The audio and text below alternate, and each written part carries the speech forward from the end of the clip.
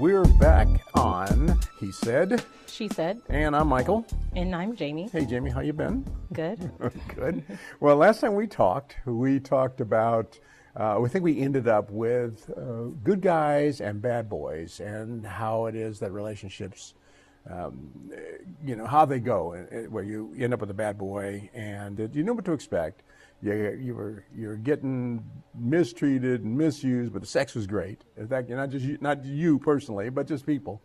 And then on the other hand, there are wonderful women you'd bring home to meet your family, wonderful men you'd bring home to meet your family, and they're really sweet and they've got a good job. They take care of their kids and things like that, but for some reason they're just not exciting. So I know a few people that I encountered later in life who were interested in threesomes. They introduced a third party into their relationship to spice their lives up. Now, what do you think personally? Because I don't want you to indict yourself, but what do you think that maybe women think about adding a third person, whether it's male or female, to their relationship? Well, I don't know. There's a lot of thought. Well, first, it depends. If I ask a friend, well, it depends on if they're cute or not. The third person's really cute. Well, I think if I ask a friend, they might give me one answer, but then behind closed doors, it might be something different. Absolutely. I think for the most part, they may be curious. Some girls are curious, but a lot of them will do it or proclaim to do it because that's what their mate wants. That's it for the guy. Yeah. But I do think that maybe there's probably a little curiosity and interest in that on their part too. It's just they may not necessarily admit to it, but I think the general consensus is that's something they do to spice up the relationship, but to benefit the male more than the female. So the subject of whether or not adultery is survivable, I mean, that is in your face adultery when you bring somebody into a relationship. Let me bring in kind of my perspective from my experience. I had a partner whose husband introduced a third party into their relationship, and I was amazed because I knew her, and I would never have guessed that she would have partaken, or participated in that activity. I wouldn't have guessed it in a minute, but she did. And I was curious, and I said, "Well, why did you do that? Why would you consent to that?" And she said, like you said, "Well, I thought that would make him happy." Now, my first question was, would you? I don't mean to be judgmental, so I'm not going to use a judgmental term. But would you alter your ethics to make your partner happy like that? I mean, that's altering your belief system. Would you? You think that women would do that regularly to make their partner happy? Well, it depends. I mean, I feel like in that scenario, for some people, it may not really be an ethical decision to begin with. It may just be something they're just not into. True. So that, I think, makes the decision easier. There's things that I would do for my husband that I may not be that into, but I don't mind it, so I'll do it. But if it's something that I thought was wrong, that's different. Yeah, that's what I'm talking about. Not if it's wrong, then I don't know. And some women might do that. Well, let me introduce a list of the things that might not be wrong, but they're just something you're not into. Now, I've known people. I've had a lot of relationships, and I've had a lot of friends who talk to me about relationships because I'm real open and honest.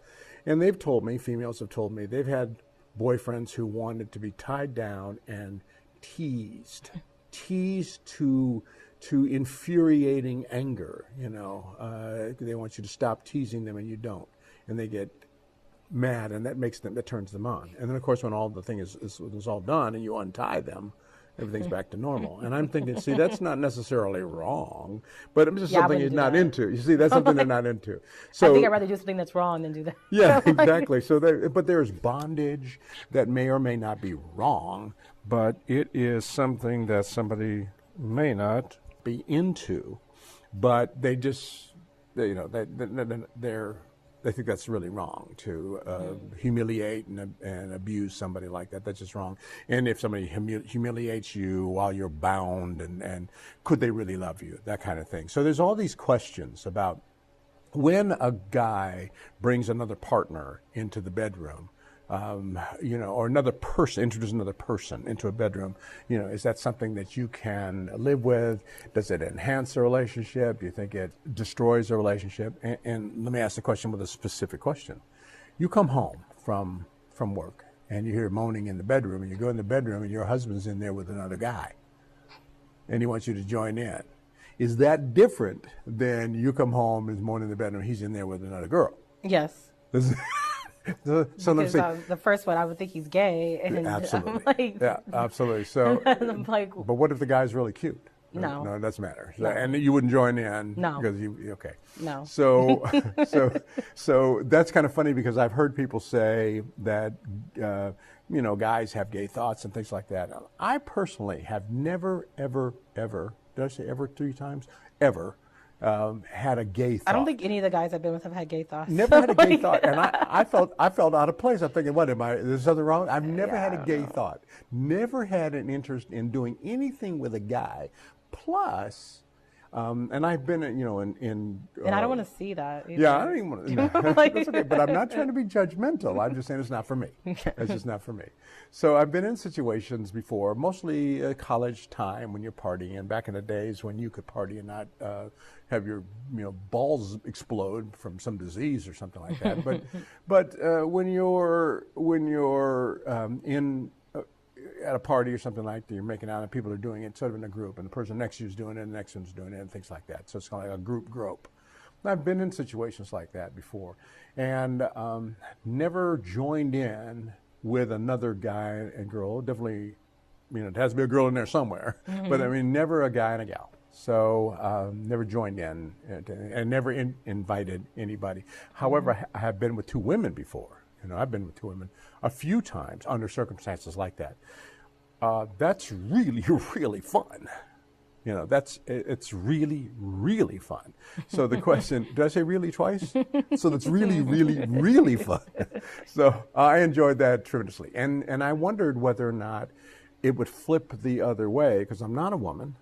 But with a woman being with 2 guys, whether or not she would think that was really, really, really fun.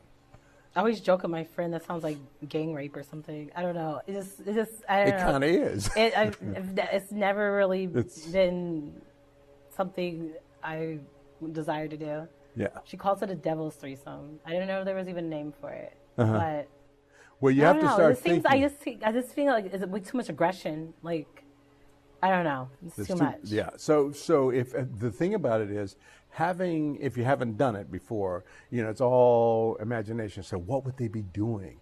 What could they possibly be doing, to me? If you're a woman, what could they possibly be doing to me?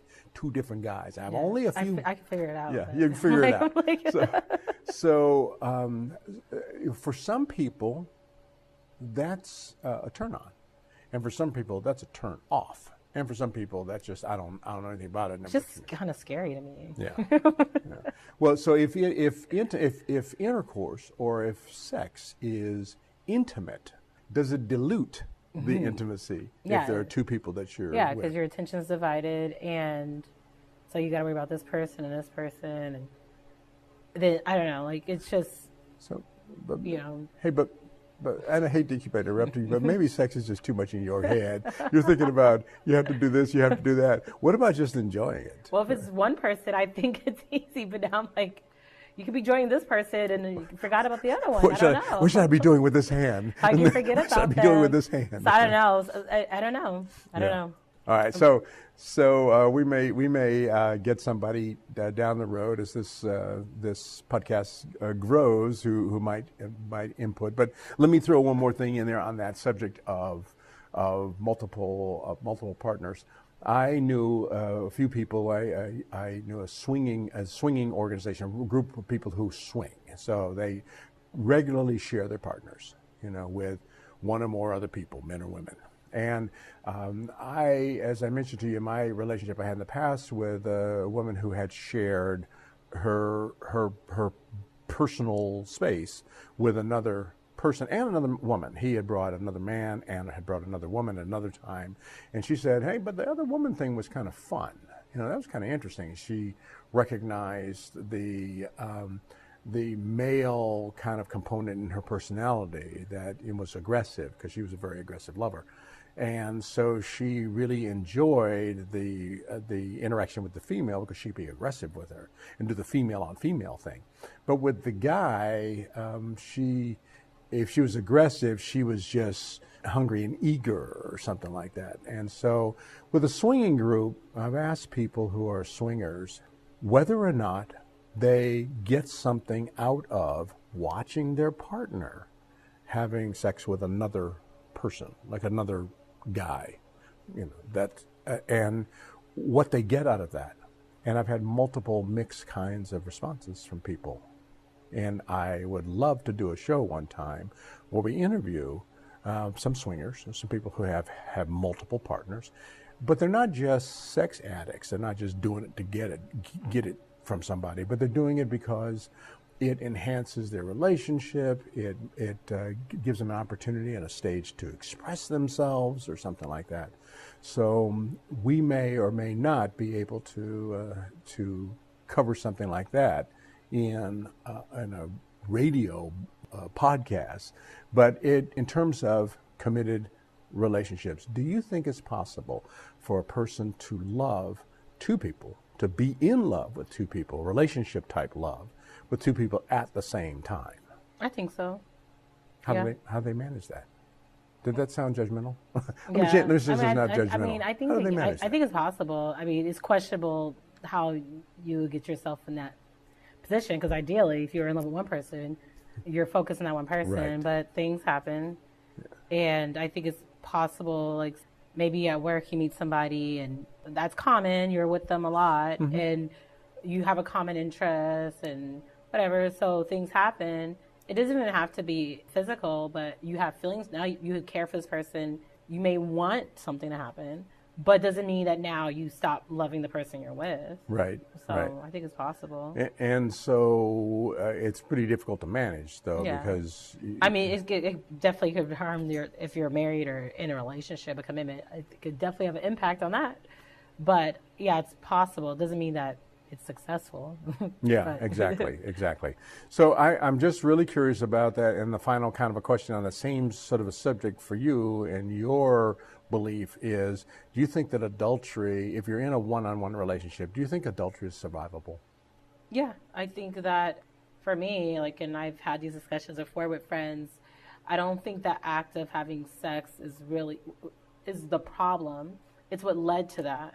And it could be numerous things, like you may not be feeling satisfied with your current partner, or you're reciprocating another behavior. I don't know, but I think that if you figure out what the actual problem is, the actual having sex outside the relationship really won't matter. But I think it's unrealistic for someone to just say when someone gets caught, okay, I'm going to stop now. It's usually not going to stop because, again, there's a reason for it. Right. So the actual commitment of adultery is survivable, but it's really the why. Mm-hmm. That's so you think that they should go through some kind of therapy, relationship therapy? Maybe. I mean, I know it's not for everybody. Even with my relationship, I never did any kind of therapy. I don't know if I would have. Yeah, the funny thing is that when in my failing relationships, we did go to therapy. In most of the relationships, we did go to therapy because it mattered. And I thought, and not that yours didn't matter, but I'm just saying that because the reason why we did is because we felt that it mattered, mm-hmm. so that we would want to figure out what was wrong. Yeah. And it almost always turned out that there were other things that were a little bit outside of our control. Like you had mentioned, so if you want to have an intimate relationship with another person, and that's pretty much all you do with them. You're not trying to fall in love with them, marry them, and run away mm-hmm. with them. You're just having an intimate relationship with that person. That intimacy is a Band-Aid, or it's therapy for other things. Because you could have an intimate relationship with your partner, but maybe, as you said, maybe they're not satisfying mm-hmm. anymore. We'll come back in our next podcast and maybe talk about some of those things that people do to ensure that their relationship is satisfying to the other person without selling out.